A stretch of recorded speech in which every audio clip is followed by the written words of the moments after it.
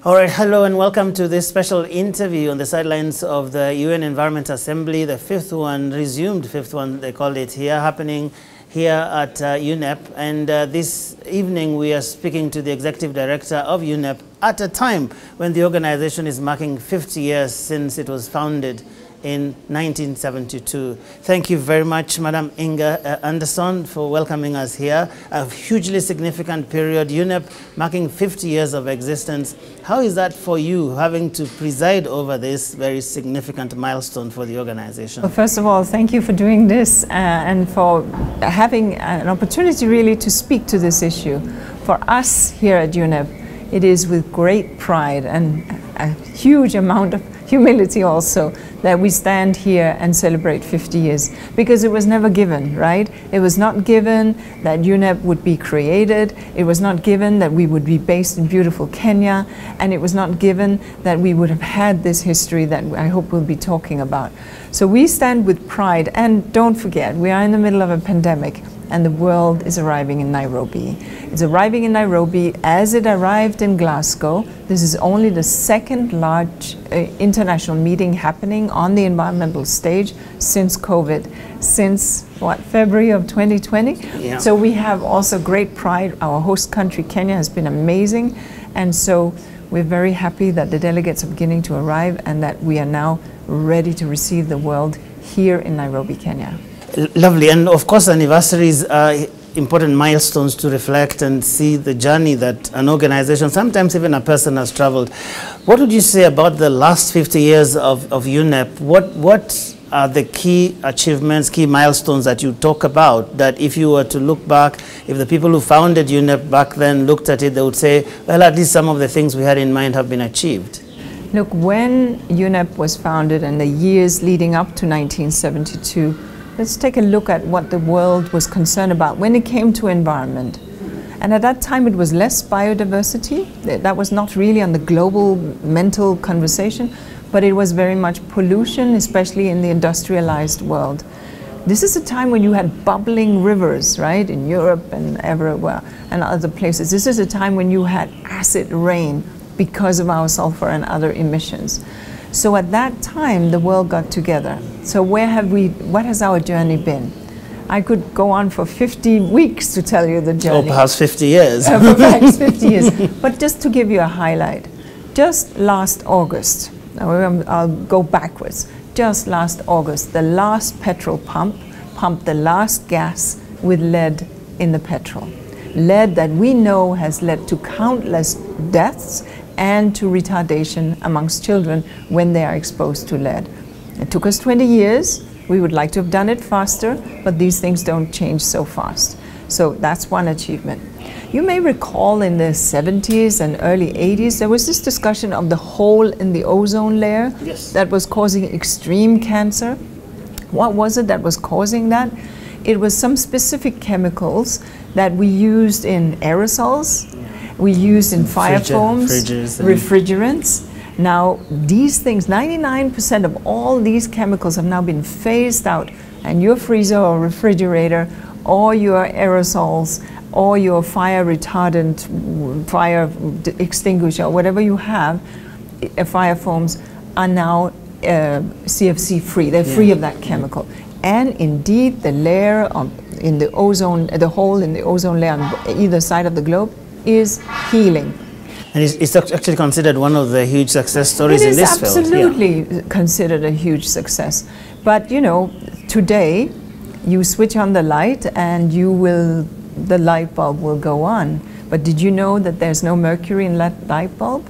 Because we have a convention, it's referred to as the Minamata Convention, agreed in 2013, so it's a relatively recent convention, unlike the Ozone Convention, which is much, much earlier, in the 70s. But what we have there is we have phased out mercury from the dental work that you may have. You don't have any mercury in that, from your light bulbs and from your batteries, which mean that this is not polluting into the environment, and other success. Or, and I'm telling you, you have to stop me, there's a convention that deals with what we refer to as persistent organic pollutants. These are what we call forever chemicals.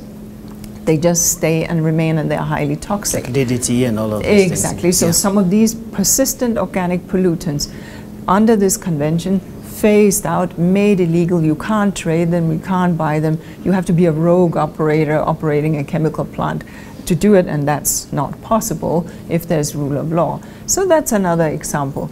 Then we move to biodiversity, because I think in Rio, in the Earth Summit that happened in 1992, yeah.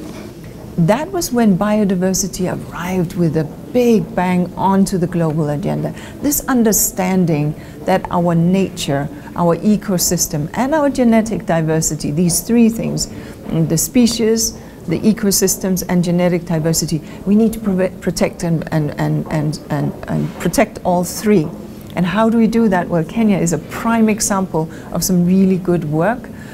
Protected areas, of course, ensuring that we have healthy agriculture that is not over-chemicalized, and of course ensuring that we have healthy oceans. So each of these have also been important.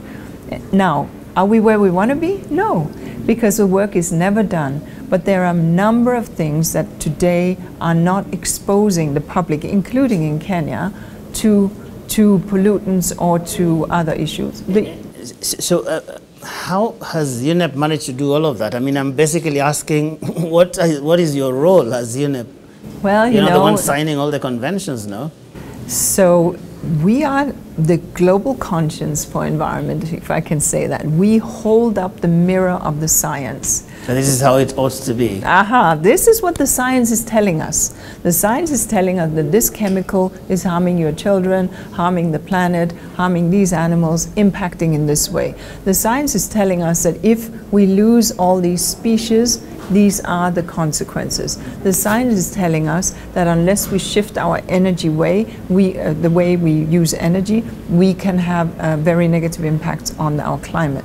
So holding up the science and engaging with governments who together then agree on policy shifts in conventions or in other manners. This is sort of what UNEP does. In addition, one thing is science, which is completely foundational to what UNEP does, but another thing is law, environmental law, because science is one thing, but if governments don't enact it, and here obviously at government's request, we don't go in and tell governments what to do, but governments across the world have asked us, so we would like to have these and these regulations. Can you support us? And the answer is absolutely. And so that's also what we do. But Madam Edie, there is a question of UNEP having been in existence for 50 years, and during that period, I mean, whereas there are all these success stories in that space, many people would agree that environmental problems overall seem to have got worse, and a number of them actually are getting worse even as we speak. Where would you say the missing link is? That the levels of awareness are greater, there are many, many conventions, treaties and whatnot that govern this space, yet on the ground things seem to be a little bit different. Things seem to be getting worse. You know, everything is obviously relative, and I would agree with you that as we crowd into cities, as we, if we fail to have, say, garbage and waste collection, if we fail to have clarity around the kind of things we can buy and how we dispose of it, yes, our environment does not look very good. If we continuously cut down forests or use too many chemicals in our agriculture. What has happened, however, is that there has been ever greater awareness around a number of these things. But, as Indira Gandhi said at the opening of Stockholm, poverty and environment needs to be considered together.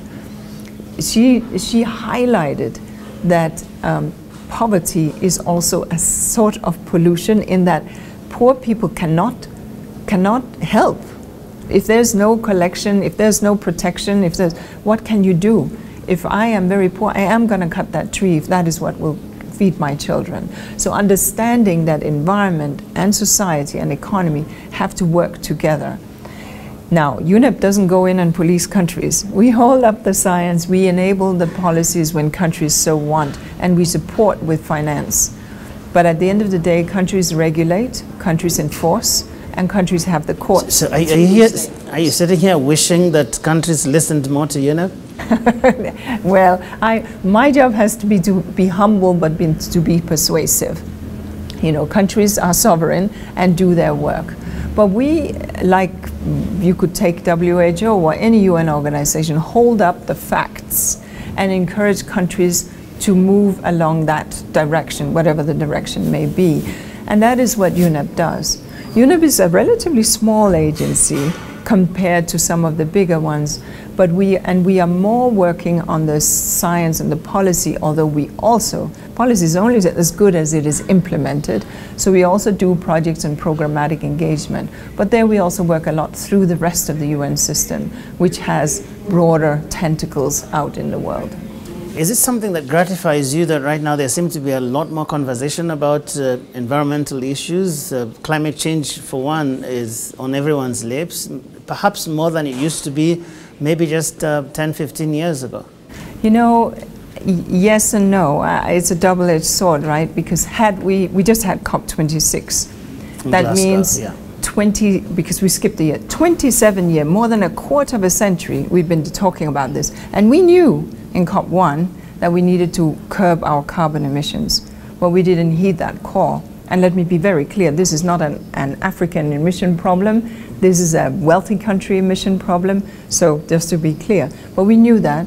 So the problem has gotten worse and worse, more wildfires, more inundations, more catastrophes that are climate related, more harvest failures, more droughts, etc., and more floods. So yes, it's more on people's lips, and I'm happy that it is, but it's more on people's lips because of the catastrophes that people are living. And that is, of course, very, very concerning. But in a strange way, do you think that might make people listen more, that perhaps... Yes, unfortunately, and you know, we are but humans, right? And when catastrophe is at our door, when our house is on fire, then we take action. But when it's something that appears to be further out in the future, unfortunately, humankind has a hard time to deal with something that is further out in the future. Now, I think governments across the world have actually understood that this is important and are stepping up and taking action. You know, the 20 largest economies, the G20, are responsible for 76% of all carbon emissions. If I had a big enough dining table, I could fit the 20 people around my table. Yeah. This is the conversation, that there are 20 countries that can lean in and actually make some real shifts. Let's talk about Kenya a little bit. I mean, it was a hugely proud moment back then, 50 years ago, for Kenya.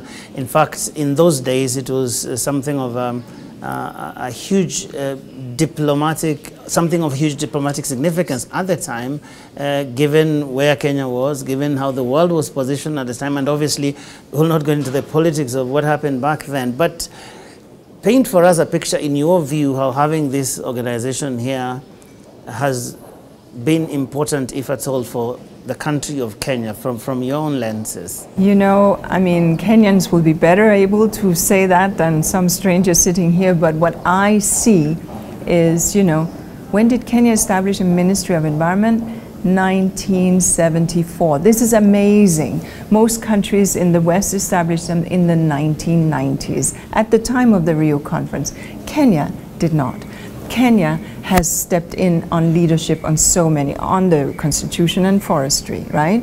With a clear target for reforestation and protecting forests, on the national parks, on the blue economy. I mean, and obviously on climate. When did Kenya make the first investments in geothermal? It's 20 years ago, even more. So Kenya is leaning in. Kenya is doing that, not UNEP. But clearly there's been a nice symbiotic relationship between ourselves and our wonderful host here. And I would like to think that we have learned a lot from Kenya, but that Kenya maybe also has wanted to be seen and act, because Kenya is, and Nairobi is, the environmental capital of the world, and therefore taking that leadership on so many fronts, notwithstanding the fact that Kenya is still a developing country. It is very impressive.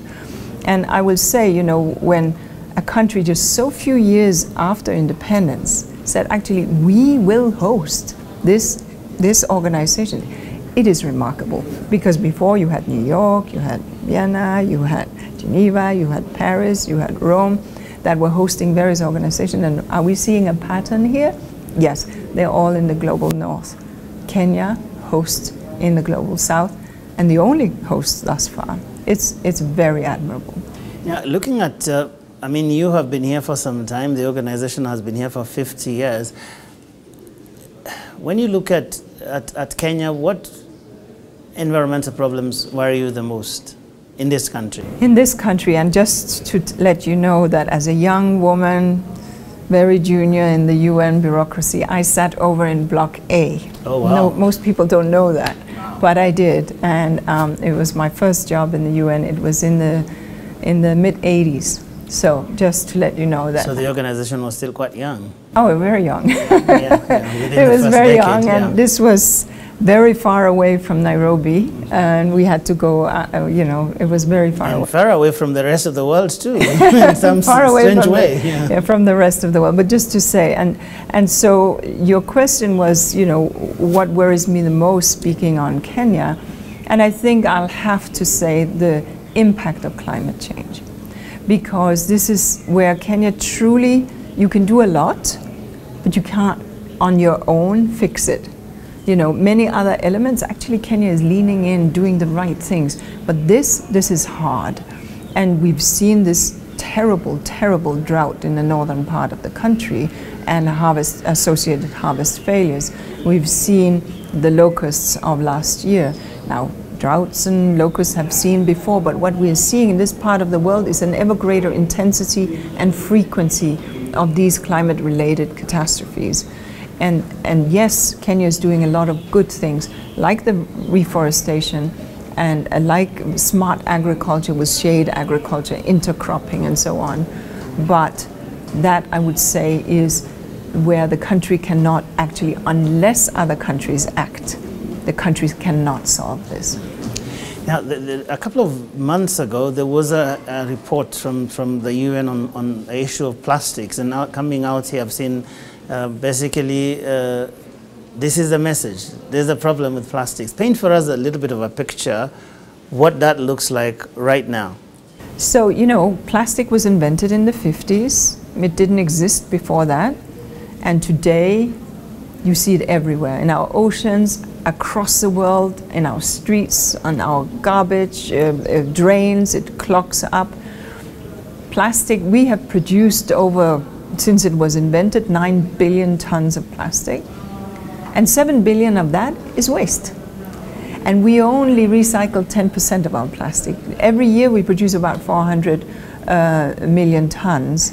We waste 300 million of that, just out there in the environment. We incinerate about 14%, burn it, which is causing CO2, so not a good thing. This is not a proposition that can continue. We are literally drowning in our own wastes, literally. Fish are drowning in it.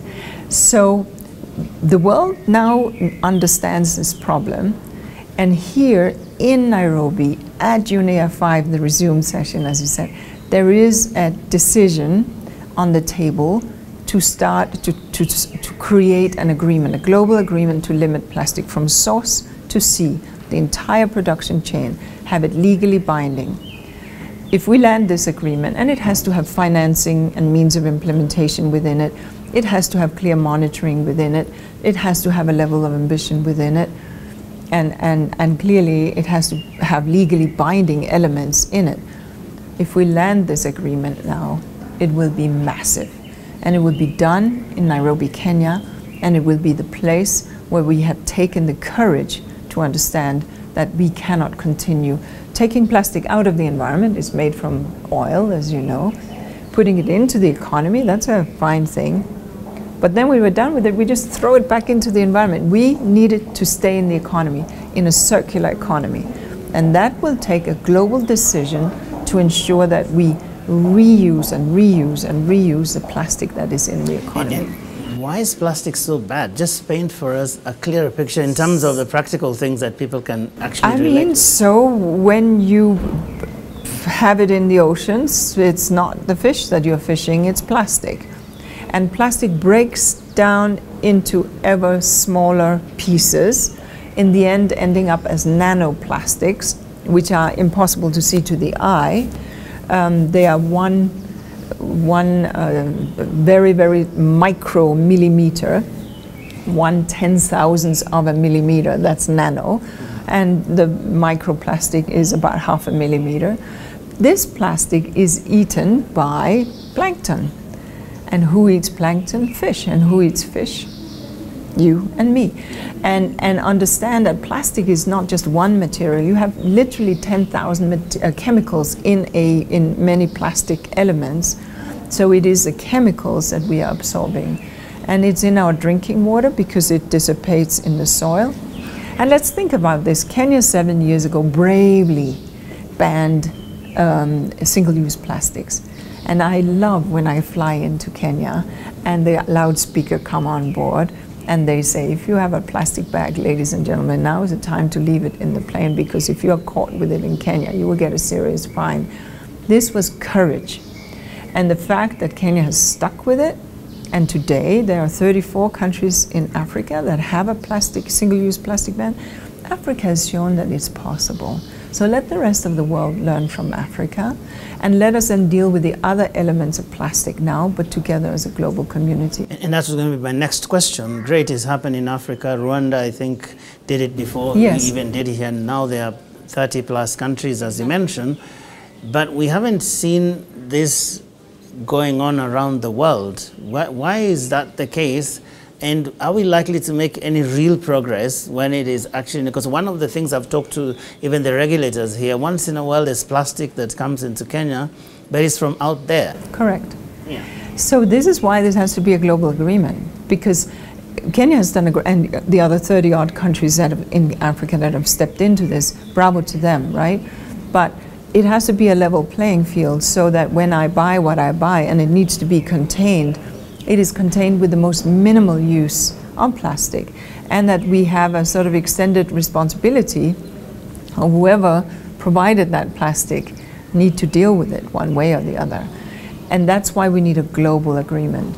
In some countries in the developed world, so-called, they have where the producer of the bottle of the whatever you drank has to take it back and give you money for it. So that means that this thing now has value, because I go to a machine in my country, I collect everything and I have to go to this machine and it spits out money at the end, which means that everybody is collecting this because it's ready cash.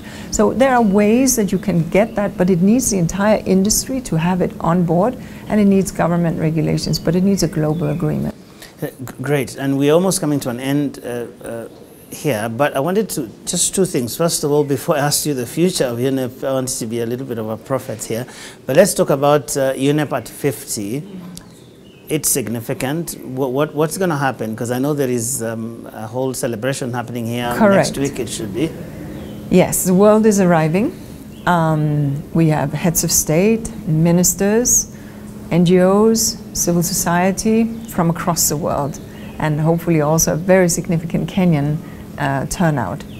At which point there will be a ceremony and a celebration. We hope it will be opened by very senior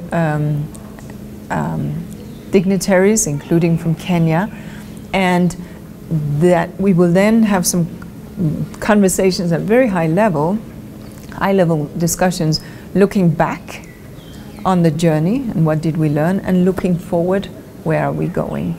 And you mentioned, you know, that people are very engaged now in environment, especially young people, so we very much hope to also have a young person's engagement here. Yeah, there's a huge complement of the youth here. Massive, some of them. massive.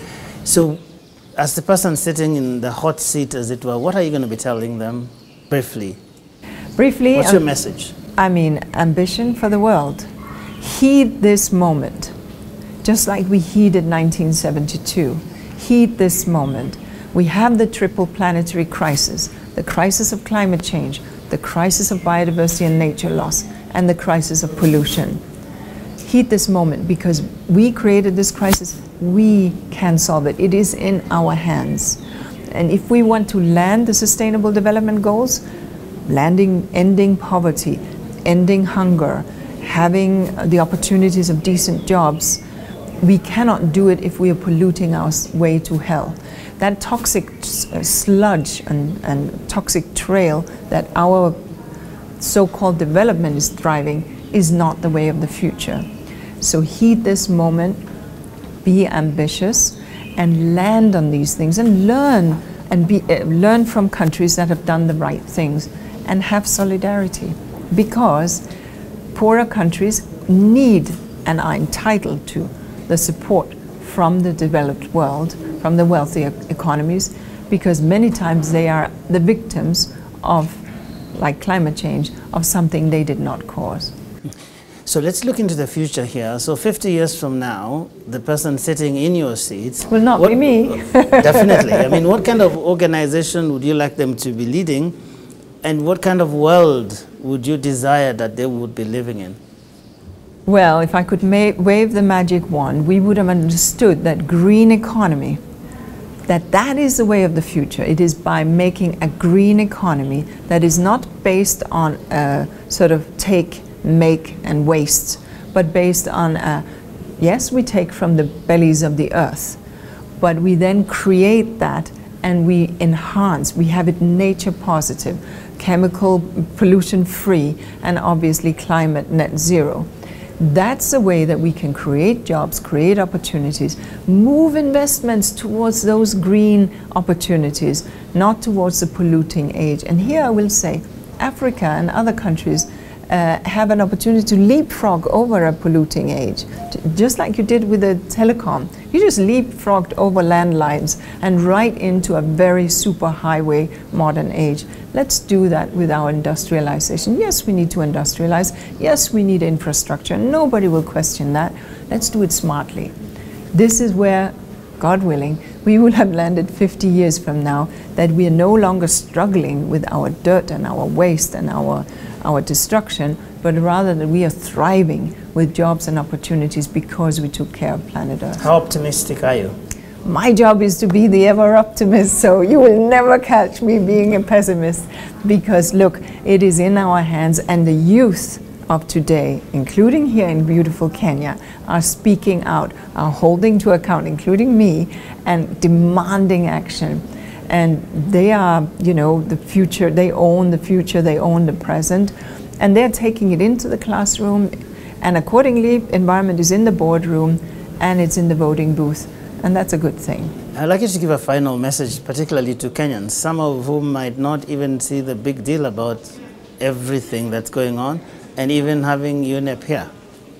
You know, when you are truly understanding what pollution can do, and what good environmental management can do, I think we all know it when we see it. When I go and walk in the forest in Karura here, I see Kenyan families walking with their kids. They are walking there because it's green and nice. They are walking there because they know that their kids are getting a nice outing. So I think people understand that when they are in nature, it is good for them. People here, they go back to the village in the weekend. Why? Partly to farm, but partly to connect. That's what we need to understand. That's what I think every Kenyan gets. So connecting with the planet, that has to be part of the future. All right, thank you very much. Inga Andersen, the Executive Director of UNEP, speaking to us here on the sidelines of the meetings that are going on here in the run-up to the celebrations of UNEP at 50 years of its existence and 50 years of UNEP here in Nairobi. Thank you very much for watching. My name is Joe Ageyo. Have a lovely evening.